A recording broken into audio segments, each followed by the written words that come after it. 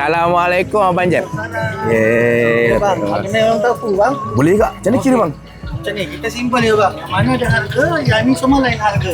Oh yang ni RM3. Telur RM3, Okay. biji RM3, Okay. biji RM2, tahu sumbat RM2. Okey. Telur puyuh 4 biji RM3. Ni macam mana kira? Yang lain semua kita boleh campur-campur sama harga. Minimum 7 pieces RM10. Minimum 7 pieces RM10. bagi saya untuk makan dorang bang. Boleh bang. Dorang Tapi saya nak sos hitam bang, tak nak Sos sup. hitam, bang, Sos hitam sebab saya dengar apa punya sos hitam jahat. Alhamdulillah bang. Allah yang bagi sedap bang.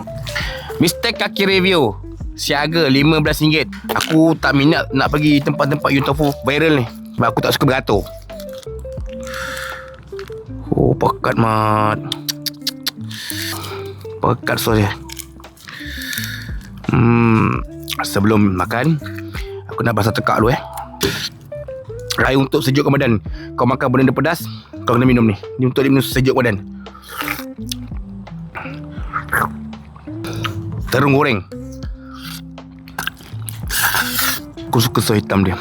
Serius, korang kena try. Sos hitam dia sos paling terbaik. Betul lah lain dia.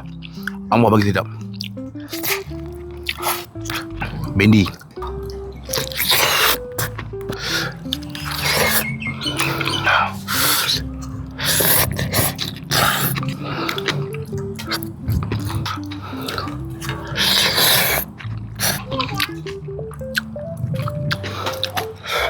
Dia orang tanya aku hari ni halal tak halal.